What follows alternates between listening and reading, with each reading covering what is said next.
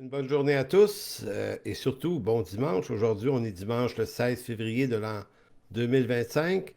Donc, une bienvenue toute spéciale à la célébration, en tout cas à la prédication de la célébration de l'Église baptiste en chemin. Donc, comme vous le devinez, comme beaucoup d'églises ailleurs, on a dû annuler notre célébration. Il y a des chutes de neige très importantes aujourd'hui et c'est déjà commencé. Donc, par prudence, pourquoi pas utiliser le réseau social Facebook Live qui nous permet de se rencontrer en toute sécurité et d'entendre la parole et surtout d'être tous là, pouvoir être tous là. Donc voilà, en gros. Donc merci d'être là aujourd'hui. On va poursuivre la série commencée sur l'Évangile de Jean il y a déjà un peu plus d'un an maintenant. On est rendu à la séance 43. On achève bientôt le chapitre 3 de l'Évangile de Jean et c'est extrêmement riche cet évangile-là. Là. Je le vois bien là, en traversant les différents chapitres par exposition des textes verset par verset. Non seulement les versets nous instruisent beaucoup, les textes, mais ça ouvre toutes sortes de fenêtres vers des sujets connexes qui ma foi, on aurait tendance à oublier autrement. Donc, en ce dimanche 20 février, la prédication s'intitule Celui qui vient du ciel et c'est tiré d'une remarque que l'apôtre Jean va faire. En fait, Jean-Baptiste va faire dans Jean 3, versets 30 et 31. En fait, juste le verset 31. Donc, je vais commencer par une question, euh, ou une affirmation qui amène aussi à une question, c'est-à-dire, quand Jean-Baptiste regarde Jésus, euh, il voit en lui beaucoup plus qu'un homme ordinaire, un homme parmi les hommes. Lui, il voit Dieu. Et quand j'ai écrit ça à la lumière du verset qu'on va lire après, je me suis demandé, comment moi je voyais Jésus lorsque j'étais jeune. Euh, je viens d'un milieu catholique relativement croyant, mais pour moi, c'était très approximatif, cette croyance-là. Puis j'avais du respect pour Jésus. Puis je me suis dit, Jésus, là, chacun décide de le voir un peu comme il veut. Certains le voient comme un grand penseur, un homme de paix. Certains le voient comme un révolutionnaire. En d'autres mots, on a tendance à mettre Jésus dans la chose qui nous plaît. De donner à Jésus le caractère de ce qu'on a envie qu'il soit. Euh, mais Jean-Baptiste, lui, voit l'exactitude de ce que Jésus est. Donc, verset 31, Jean 3, il va dire, celui qui vient d'en haut est au-dessus de tous. Celui qui est de la terre est de la terre, et il parle comme étant de la terre. Celui qui vient du ciel est au-dessus de tous. Donc, quand on lit ce verset-là, qu'est-ce qu'on voit? C'est une comparaison entre Jésus et qui vient du ciel, entre celui qui vient du ciel et celui qui vient de la terre. Donc, celui qui est de la terre parle comme étant de la terre. Est-ce que Jean-Baptiste fait référence à lui en disant, écoutez, moi, parce que juste avant, il avait dit, il faut qu'il croisse et que je diminue. Donc, peut-être fait-il référence à lui en voulant dire, moi, je ne peux pas vous donner plus que ce qui m'a été donné. Je suis quelqu'un de la terre et je ne peux parler des choses d'en haut qu'à travers le discours de la terre. C'est peut-être ça, mais c'est aussi peut-être plus largement en rapport avec Adam, ce qui est de la terre, celui qui est de la terre est de la terre et il parle comme étant de la terre. Bon, peu importe l'idée, ici, c'est que c'est assez intéressant de voir que Jean, lui, par contre, malgré qu'il est quelqu'un de la terre, avait déjà remarqué chez Jésus, et là je ramène des choses des prédications précédentes, il y a au moins quatre choses que Jean a vues de Jésus-Christ qui échappaient à la plupart des gens autour. D'abord, il a dit au chapitre 1 qu'il était l'agneau de Dieu qui enlève le péché du monde. Euh, il a également dit, celui-ci, c'est celui qui va vous baptiser du Saint-Esprit, non pas à la mode charismatique du sens, mais au sens de la nouvelle naissance de l'Esprit. Donc c'est celui qui baptise cet esprit. On a vu la semaine dernière qu'il est également l'époux de l'épouse. Il est l'époux venu du ciel et l'épouse, c'est l'Église. Donc, il a également affirmé ça. Et là, dans la prédication d'aujourd'hui, on examine, il est celui qui vient d'en haut, qui vient du ciel. Et je vais vous faire remarquer que l'expression celui qui vient d'en haut, verset 30, celui qui vient d'en haut est au-dessus de tous. Celui qui vient d'en haut. Le mot, l'expression en haut, dans le texte original grec, c'est le mot anothen. A-N-O-T-H-E-N. Et curieusement, c'est ce même mot-là qu'utilise Jean l'Évangéliste plus tôt. Vous savez, quand Jean l'Évangéliste rapporte la discussion entre Jésus et Nicodème au chapitre 3, verset 7, donc c'est plusieurs versets avant, il va dire, ne t'étonne pas, Nicodème, que je t'ai dit, il faut que vous naissiez de nouveau. Et naître de nouveau, nouveau, c'est anothen aussi. C'est pour ça que certaines traductions vont traduire le verset 7, il faut que vous naissiez d'en haut. En fait, c'est ça la meilleure expression. Naître de nouveau, ça envoie l'idée qu'il faut avoir... ça nous envoie vers une repentance, c'est vrai aussi, vers une nouvelle sorte de vie en Jésus-Christ. Alors que si on prend le mot original anothen, il faut que vous naissiez d'en haut, la perspective est plus grande. Pas parce que c'est plus haut, c'est parce qu'il faut que vous naissiez d'ailleurs.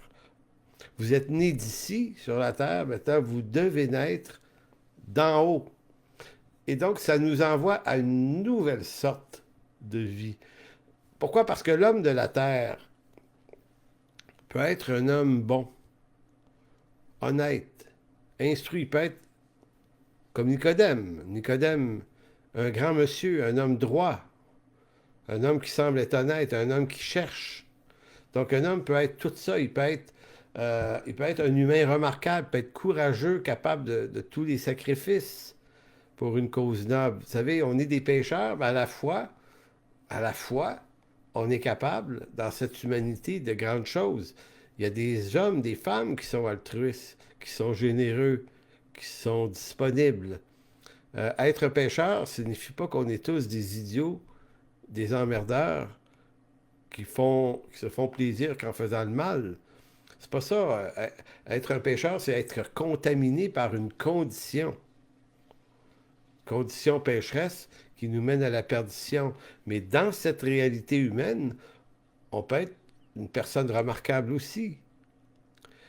Mais ce qui est intéressant dans l'idée où Jésus va dire, tu dois naître d'en haut.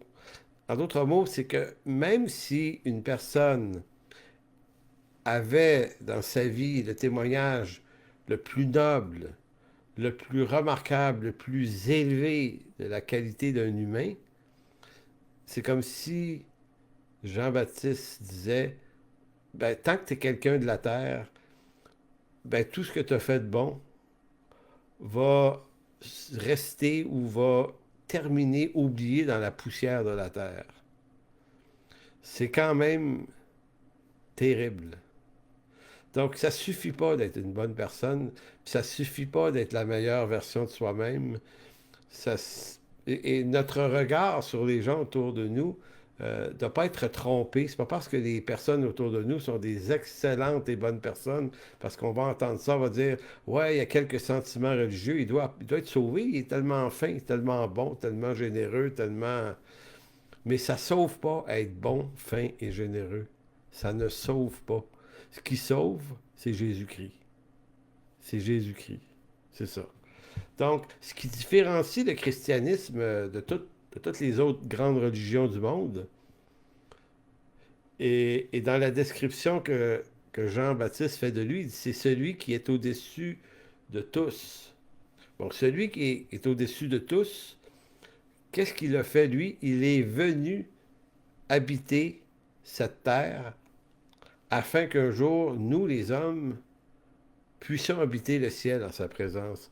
C'est une phrase que j'ai mise dans ma publicité pour la prédication d'aujourd'hui, qui est une idée vraiment simple. Pour que l'homme puisse un jour habiter le ciel, il aura fallu d'abord que Jésus et le ciel viennent habiter la terre des hommes. Et ça, c'est intéressant. D'ailleurs, Jean-Baptiste a remarqué la beauté, la grandeur de Jésus-Christ. Mais Jean l'évangéliste aussi. Jean l'Évangéliste, dans Jean 1, 14, 3 chapitres avant, avait dit, et la parole a été faite chair, elle a habité parmi nous, pleine de grâce et de vérité, et nous avons contemplé sa gloire, une gloire comme la gloire du Fils unique de Dieu.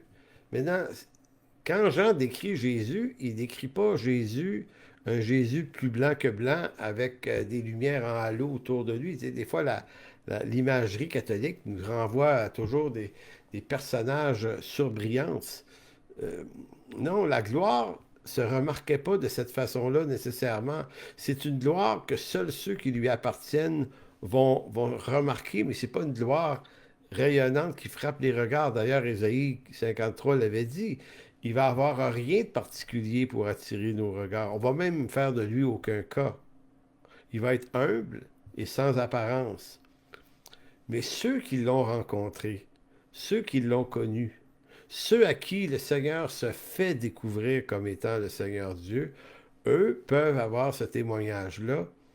Il est venu habiter parmi nous, pleine de grâce, de vérité. Nous avons contemplé sa gloire, une gloire comme la gloire du Fils de l'homme. Donc, en d'autres mots, si on résume tout ce qu'il vient de dire, celui qui est au ciel et qui est au-dessus de nous est venu habiter parmi nous. Maintenant, dans Jean 1, 14, vous avez remarqué, je relis, et la parole a été faite chair et elle a habité parmi nous. Habiter. Le mot habiter, c'est le mot skino. S-K-E-N-O-O. Skeno. Skeno, en grec, veut dire habiter. Ce que skeno veut dire, avec précision, ça veut dire dresser sa tente, fixer sa tente, dans le sens que Dieu a établi sa tente parmi les hommes. Skeno, c'est un mot qui est mot grec, mais qui vient de la traduction de l'Ancien Testament en grec pour tabernacle aussi. Dans l'Ancien Testament, si vous connaissez votre Pentateuque, là, Dieu établit au milieu de son peuple d'Israël le tabernacle au milieu du peuple. Et dans le tabernacle, il y a toute la question de la présence de Dieu qui habite là, le lieu très saint. Et on n'entre pas là qui veut, c'est fermé. Seul le souverain sacrificateur entre avec le sang une fois l'an là-dedans. Vous voyez, c'est vraiment pas permis à tout le monde d'entrer là. Entrer dans la présence de Dieu, si tu n'étais pas convoqué, c'était une peine de mort assurée. C'était très, très, très dangereux. Donc, il y a toute une histoire ici qui montre que, et je vous lis un petit commentaire intéressant là-dessus, dans la version de la Septante. Donc, qu'est-ce que c'est la version de la Septante? J'ai déjà expliqué ça, mais il faut se le redire. La Septante, Septante veut dire 70, et ça vient d'un mouvement de traducteurs qui, vers les années 2270, donc en 270 avant Jésus-Christ, dans la région d'Alexandrie en Égypte, d'énormes communautés juives vivent là. Et elles parlent le grec. On est dans la période grecque, des grands empires grecs. Et le grec est répandu partout, même chez les Égyptiens du temps. Et Ptolémée II, que certains appellent aussi Pharaon à l'époque, euh, et les hommes autour de lui vont décider de s'intéresser à la Bible hébraïque. Pourquoi? Parce que les Juifs ont une façon de vivre leur croyance en Dieu qui diffère de tous les autres du panthéon grec. Il y en a des dieux là, en Grèce, puis dans ce milieu-là. Mais quand on observe les Hébreux, on se dit, eux, c'est vraiment très différent. C'est vraiment très différent. Il semble y avoir une sagesse chez les Hébreux qu'on ne retrouve pas ailleurs. Et Ptolémée II et son entourage vont demander aux Juifs de traduire leur Bible, de traduire l'Ancien Testament et surtout le Pentateuque en grec. Le grec, qui était la langue du temps, ça s'appelait la koiné. Euh, et, et une des raisons, c'est aussi parce que Ptolémée et les autres ont un intérêt à comprendre de quoi il s'agit.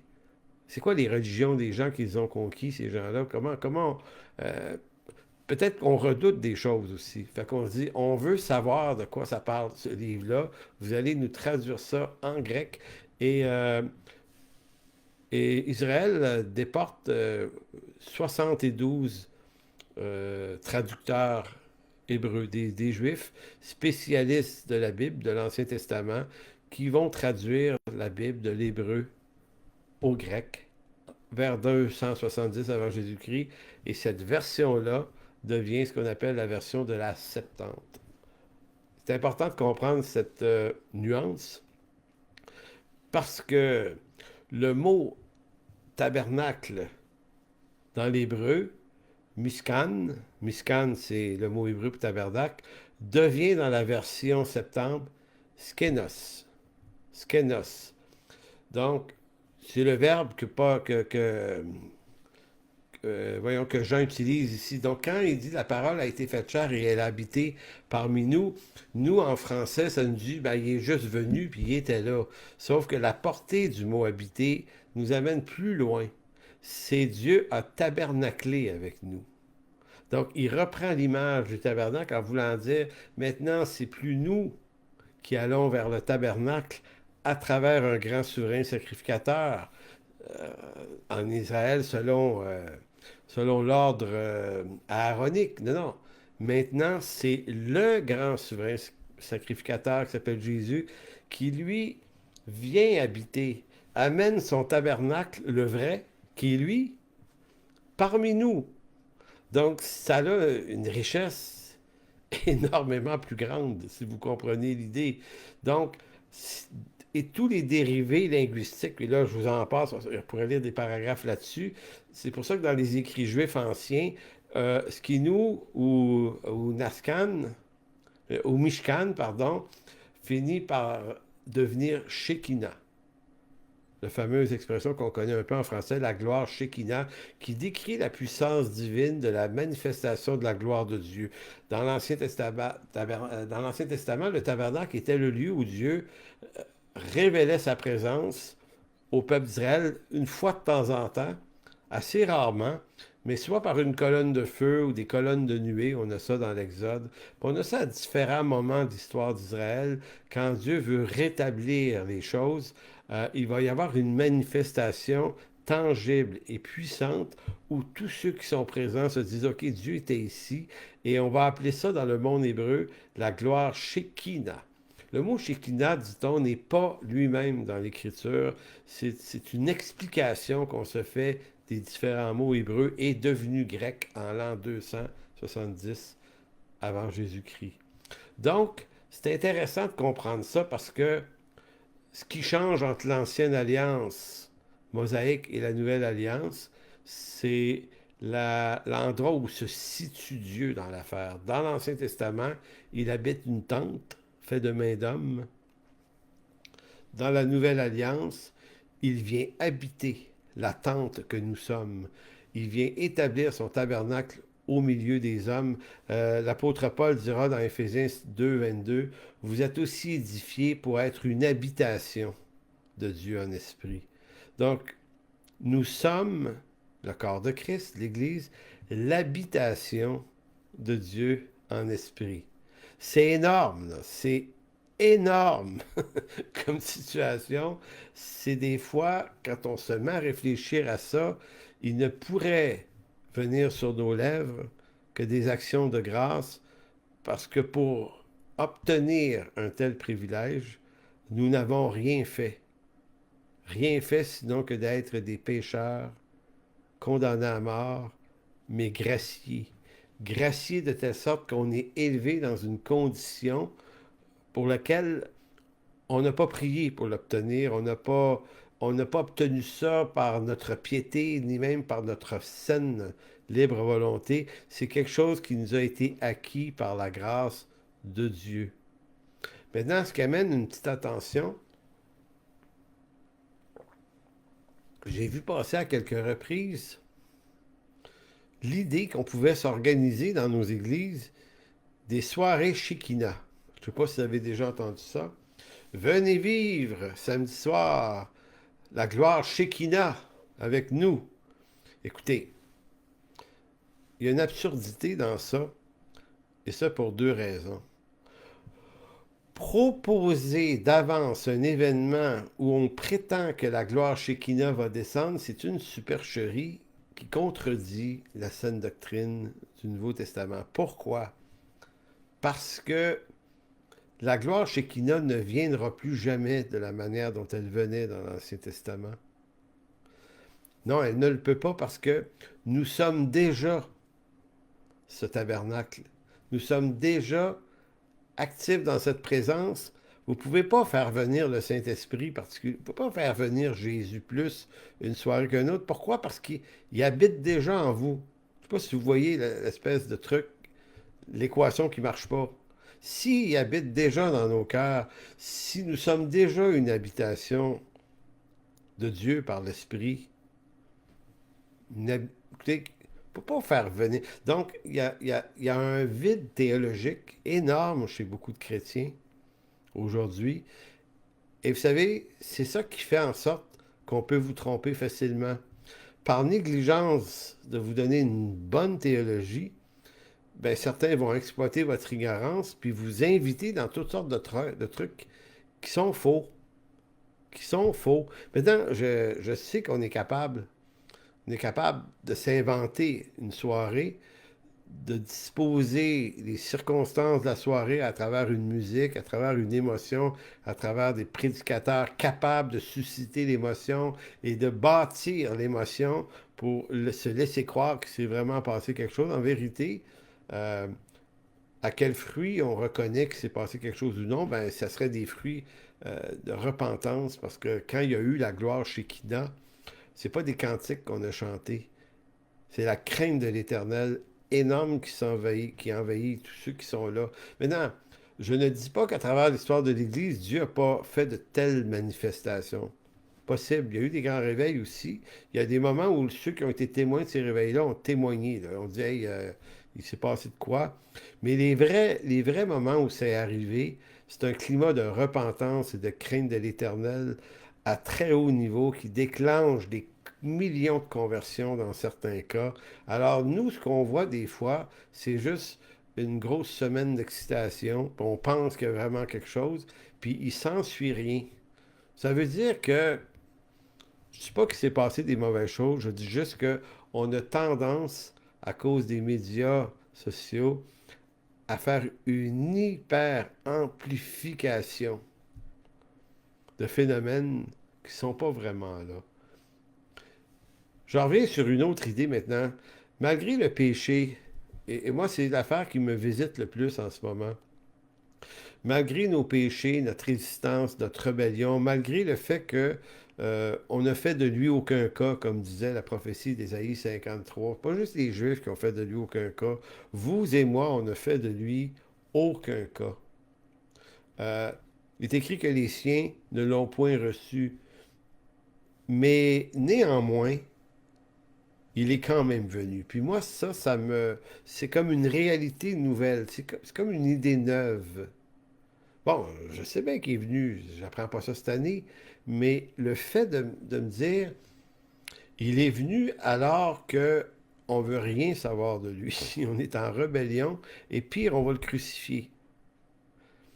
Le fait que Dieu d'avance s'incarne, et c'est d'avance ce qui va lui être servi, et qu'il choisit de venir, ne me fait plus douter de l'amour de Dieu pour nous et pour moi. Et savez-vous pour quelle raison il est quand même venu? Évidemment, c'est pour révéler son amour, mais l'apôtre Paul dira un détail très important dans Éphésiens 1,5, c'est qu'il est venu selon le bon plaisir de sa volonté. Ça aussi, c'est une déclaration, moi, qui me rejoint beaucoup. Je ne suis pas un toléré par Dieu, je suis une personne en qui Dieu prend plaisir.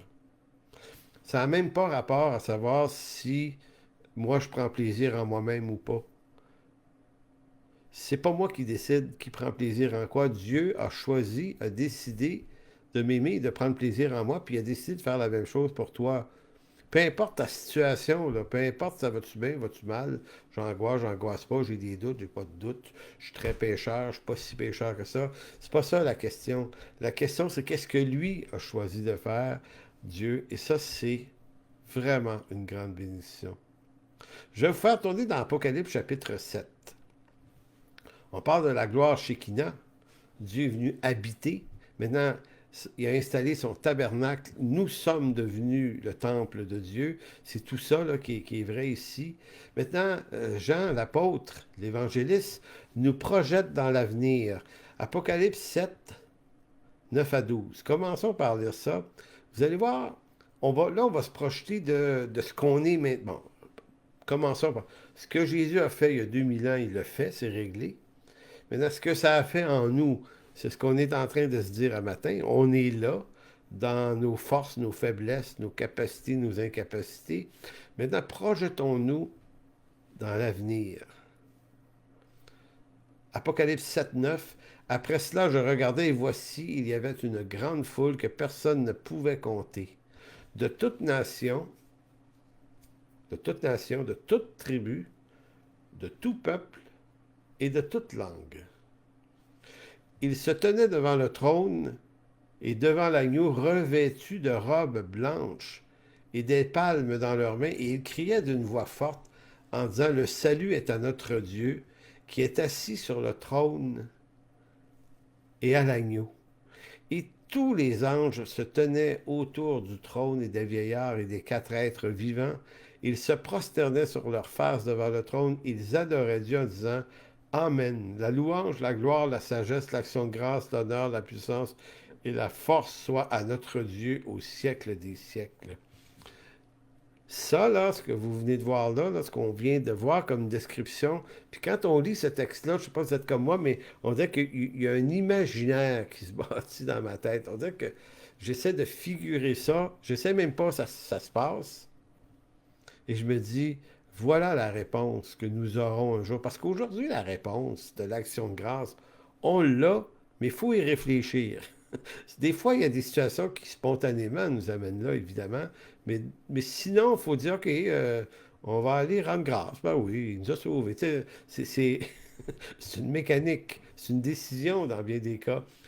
Mais ce qui est béni, c'est qu'un jour, on va se retrouver dans cet endroit-là, dans cette foule. C'est vous et moi, cette foule.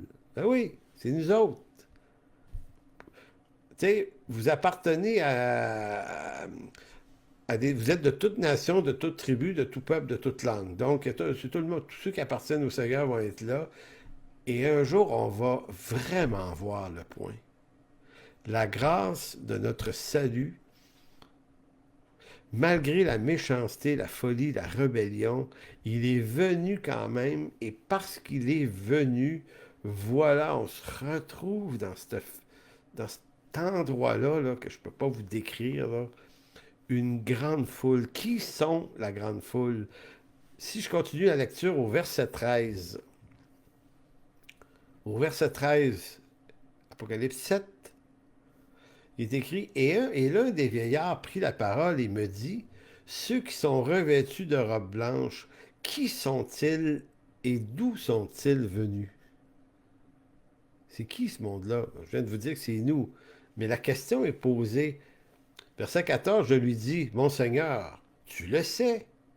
Et il me dit, ce sont ceux qui viennent de la grande tribulation et qui ont lavé leurs robes et qui ont blanchi dans le sang de l'agneau. C'est pour cela qu'ils sont devant le trône de Dieu et le servent jour et nuit dans son temple. Celui qui est assis sur le trône dressera sa tente sur eux.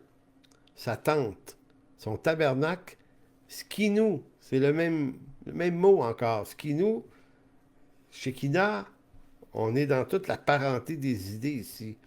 Ils n'auront plus faim, ils n'auront plus soif, et le soleil ne les frappera point, ni aucune chaleur, car l'agneau qui est au milieu du trône les paîtra et les conduira aux sources des eaux de la vie, et Dieu essuiera toute larme de leurs yeux. Alors, je ne sais pas si vous imaginez l'affaire. Maintenant, qui sont-ils? Verset 14. Ce sont ceux qui viennent de la grande tribulation. Donc, ici, on va faire un petit peu d'eschatologie pour rattraper certaines choses.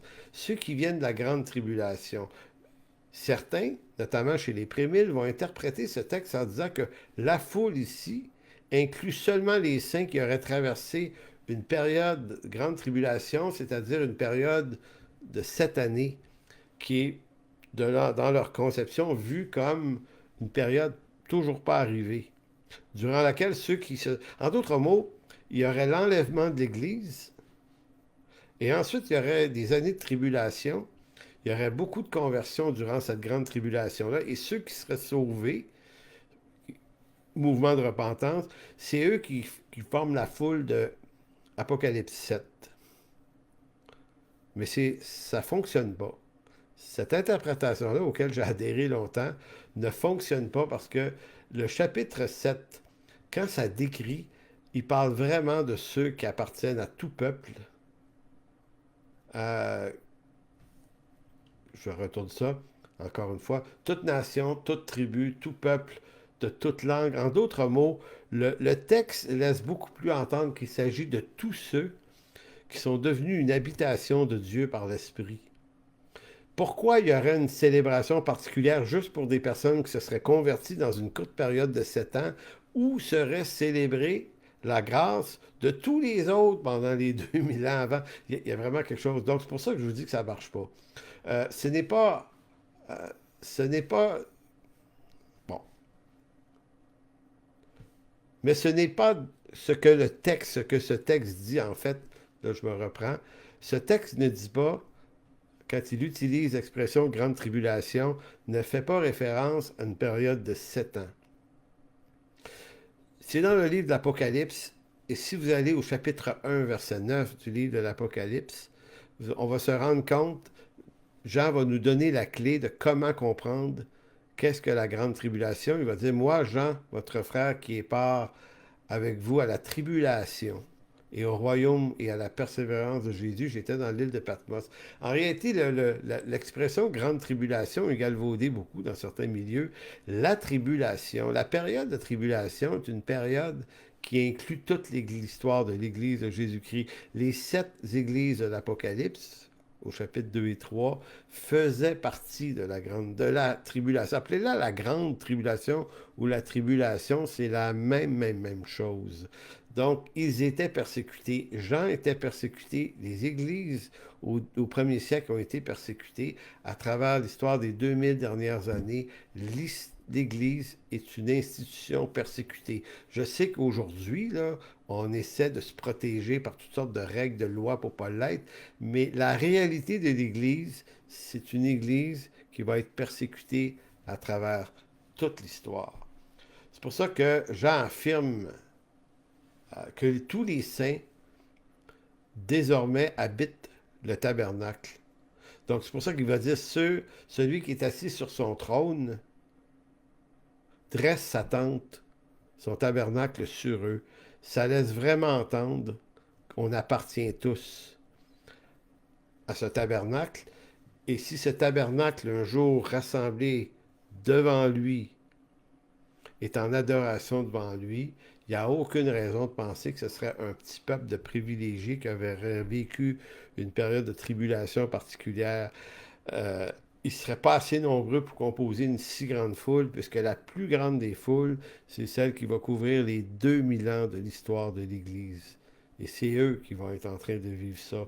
Donc c'est pour ça qu'on dit, pour qu'un jour l'homme puisse habiter le ciel, il aura fallu d'abord que le Fils de l'homme vienne habiter la terre parmi nous. Et en Apocalypse 21, versets 1 à 4, écoutez bien ce qui est dit. Apocalypse 21 à 4. Puis je vis un nouveau ciel et une nouvelle terre, car le premier ciel et la première terre avaient disparu, et la mer n'était plus. Et je vis descendre du ciel d'auprès de Dieu la ville sainte, la nouvelle Jérusalem, préparée comme une épouse qui s'est parée pour son époux. Donc, l'épouse qui s'est parée pour son époux est connectée sur Jean chapitre 3. Souvenez-vous que Jean va dire exactement ça. Il dit, je suis l'ami de l'époux. Et l'ami de l'époux se réjouit pour l'époux qui vient rencontrer son épouse. Ça va être l'Église. l'épouse, évidemment. Donc, ici, c'est repris. La Nouvelle Jérusalem préparée comme une épouse qui s'est parée pour son époux, et j'entendis du trône une voix forte qui disait, voici le tabernacle de Dieu. C'est encore le même groupe. Le tabernacle de Dieu avec les hommes, il habitera avec eux. Habiter, skinu. Avec eux, ils seront son peuple, et Dieu lui-même sera avec eux. Il essuiera toute larme de leurs yeux, et la mort ne sera plus. Il n'y aura ni deuil, ni cri, ni douleur, car les premières choses auront disparu. Je ne ferai pas l'exercice ici, mais si vous relisez Apocalypse 7 et Apocalypse 21, vous vous rendez compte que les deux textes disent sensiblement la même chose, hein? Que tous ceux qui sont rachetés appartiennent à une nouvelle famille et ils habitent avec Dieu. Donc, c'est ça qui est intéressant. Ce qui nous est assuré, c'est qu'on est une habitation de Dieu. Maintenant, je vais m'approcher de la conclusion. Souvenez-vous que Jean a dit ceci au verset 30-31. euh, Celui qui vient d'en haut est au-dessus de tous.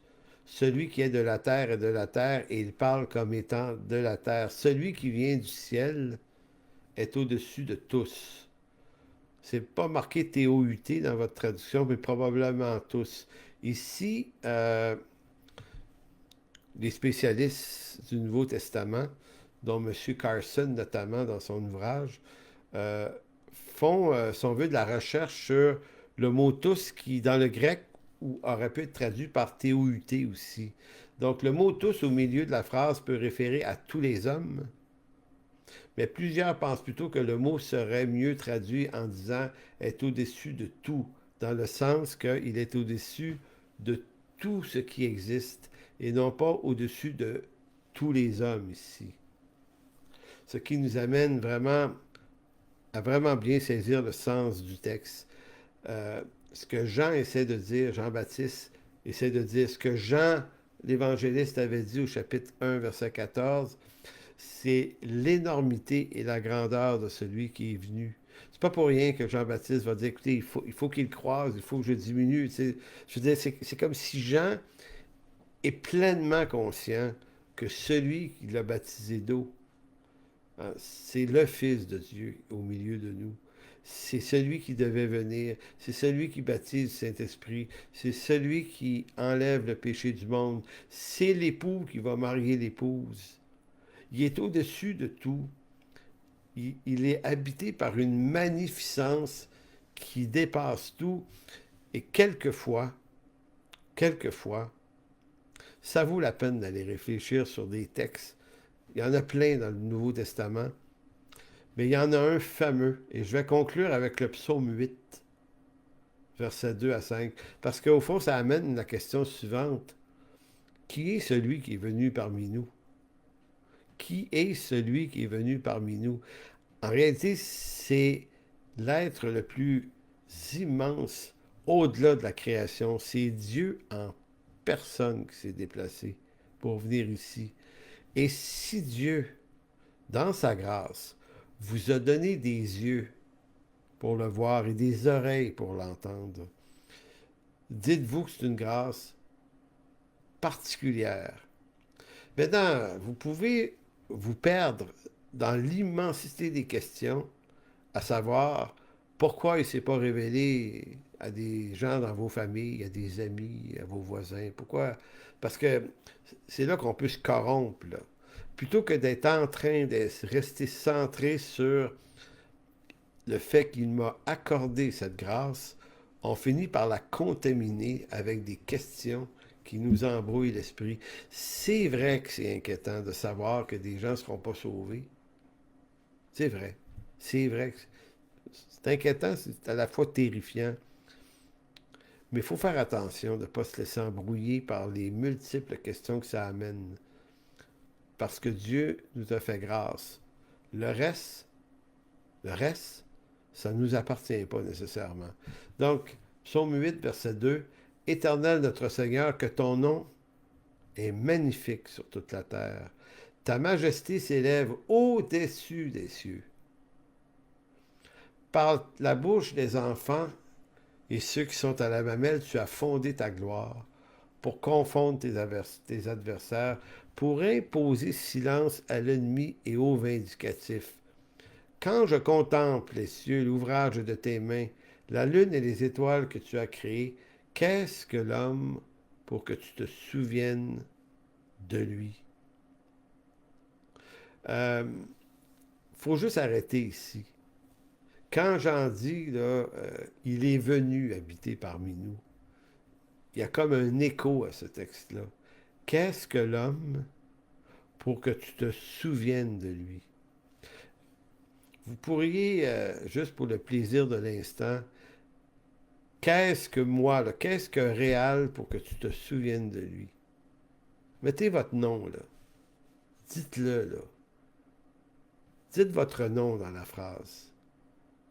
C'est extraordinaire, au fond.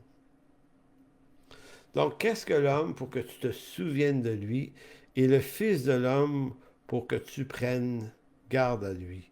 Tu l'as fait un peu inférieur à Dieu, tu l'as couronné de gloire et de magnificence, tu lui as donné la domination sur les œuvres de tes mains, tu as tout mis sous ses pieds. La brebis, le bœuf et les animaux des champs, les oiseaux du ciel et les poissons de la mer, tout ce qui parcourt les sentiers des mers. Éternel notre Seigneur, que ton nom est magnifique sur toute la terre. Alors, merci Père de bénir ce moment aujourd'hui, en ce dimanche 16 février de l'an 2025, Seigneur. Garde-nous dans ta paix, Seigneur. Il y a tout ce qu'il faut là, en ce moment pour ébranler notre paix. Mais toi, Seigneur, tu nous as fait citoyens d'un royaume, le royaume des choses d'en haut. Nous sommes nés d'en haut, Anotène, Seigneur. Tu nous as fait naître d'un autre royaume. Seigneur, on habite en ce moment un énorme bateau en train de couler. Et Seigneur, la chose qu'on sait, c'est qu'il va couler. On sait qu'il va couler. Ce monde s'en va à sa perdition. Et c'est de plus en plus évident. Pour nous, Seigneur, c'est pas la nouvelle la plus importante. La nouvelle la plus importante, c'est que tu nous as fait citoyens des cieux, hommes et femmes de la maison de Dieu. Et Seigneur, tu as là toute notre adoration. Merci pour cette grâce. Amen. Donc, frères et sœurs, je vous salue là-dessus.